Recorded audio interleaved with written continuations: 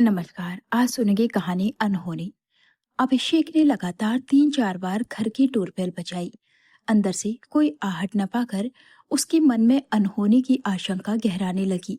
घबराकर उसने दफ्तर के बैग से चाबी निकाली और खुद दरवाजा खोलकर अंदर दाखिल हुआ। कमरे के भीतर का दृश्य देखकर अभिषेक के हाथ से बैग छूट गया। उसकी पत्नी रुचिका बिस्तर पर दोहरा होकर पड़ी हुई थी और दर्द से कराह रही थी। क्या हुआ रुचिका? तुम ऐसे क्यों लेटी हो? मैं कब से घंटी बजा रहा हूँ। अभिषेक ने पास जाकर उसके माथे पर हाथ रखते हुए पूछा। रुचिका ने भारी आंखों से उठने की कोशिश करते हुए धीमी आवाज में कहा, मुझे माफ कर दीजिए, मुझे बैल की आवाज सुनाई ही नहीं दी। पता नहीं दोपहर से अचानक पेट में असहनीय दर्द होने लगा है।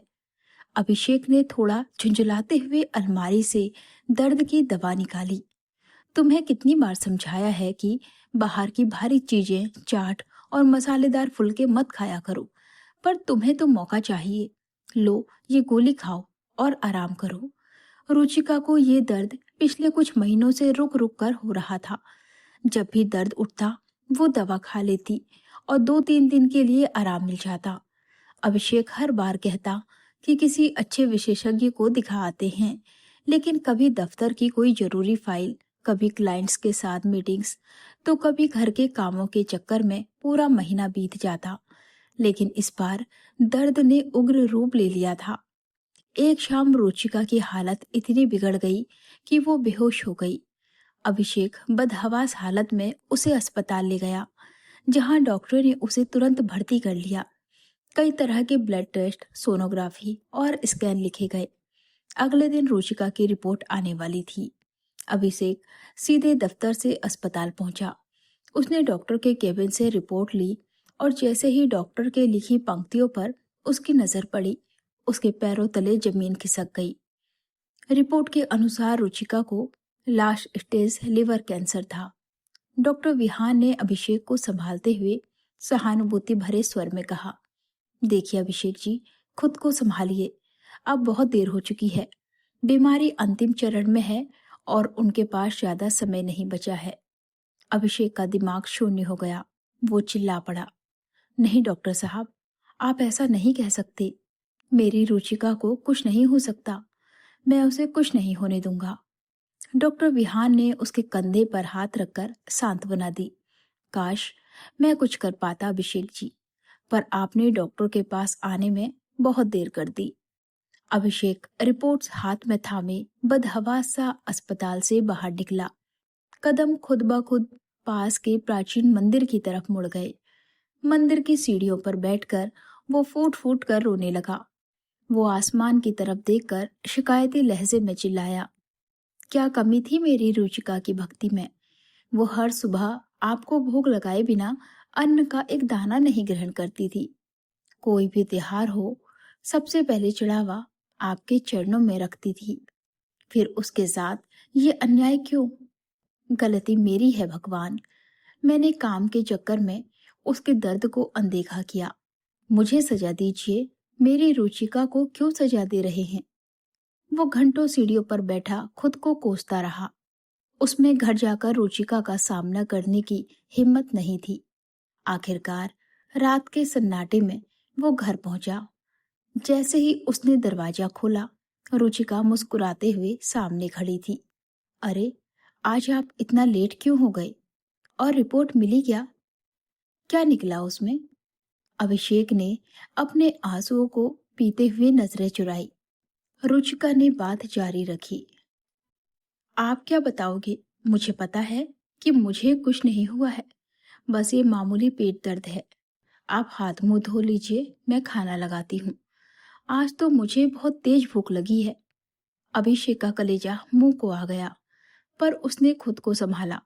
अगले ही पल उसने फैसला किया कि वो रुचिका की बची हुई जिंदगी को खुशियों से भर देगा। उसने कहा, रुचिका, तुम बहुत दिनों से वैष्णो देवी जाने की जिद कर रही थी ना। हम कल सुबह ही निकल रहे हैं। रुचिका हैरान होकर बोली, क्या बात है? कल से देख रही हूँ, मैं जो कह रही हूँ आप चुपचाप मान रहे हैं। अभिषेक ने बात काटते हुए मुस्कुराने का नाटक किया। तुम पत्नियों को तो हर बात पर शक करने की आदत होती है। चलो पैकिंग शुरू करो। अगले दिन दोनों माता वैष्णो देवी के दरबार के लिए रवाना हो गए।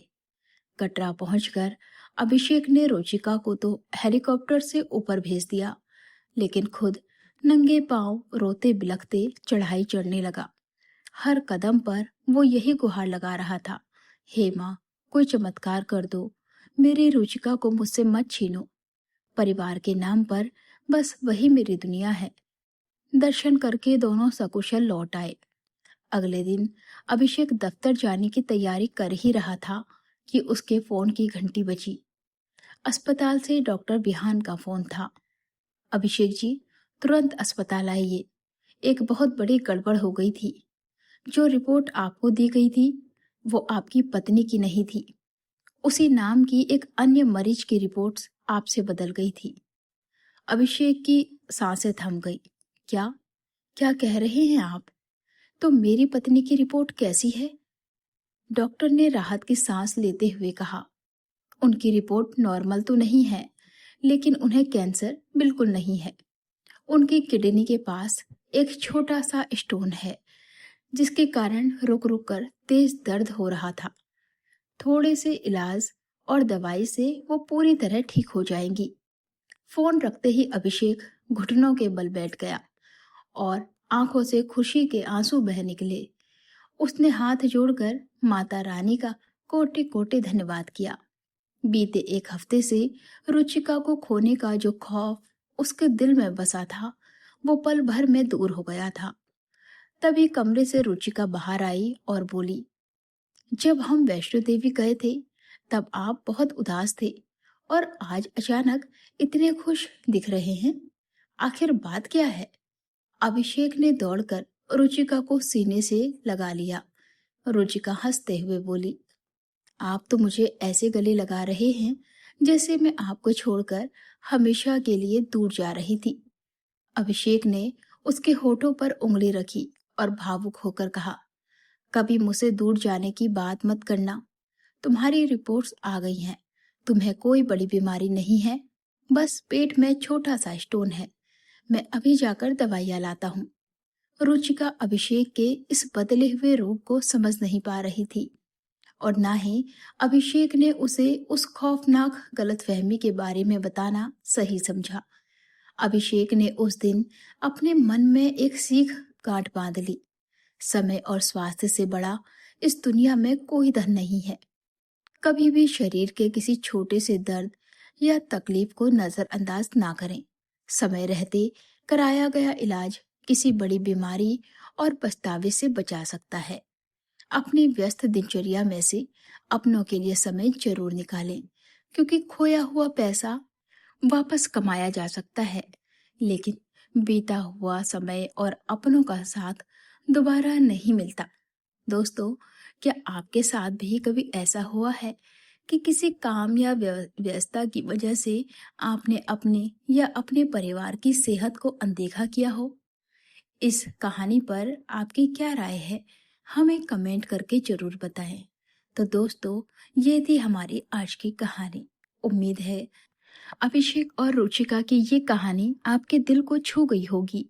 अगर आपको ये कहानी पसंद आई हो तो इस वीडियो को लाइक करें, अपने दोस्तों और परिवार के साथ शेयर करें और ऐसे ही दिल को छू लेने वाले किस्से कहानियों के लिए हमारे चैनल को सब्सक्राइब करना ना भूलें। बेल आइकन जरूर दबाएं ताकि हर रोज हर नई कहानी की खबर आप तक सबसे पहले पहुंचे। जल्द ही मिलते हैं एक और नई और प्रेरणादायक कहानी के साथ। तब तक अपना और अपने परिवार का ख्याल रखें और मस्त रहें। कहानी सुनने के लिए आप सभी का बहुत बहुत धन्यवाद। अब हमें अनुमति दीजिए, जल्द फिर मुलाकात होगी एक बेहतरीन कहानी के साथ। धन्यवाद।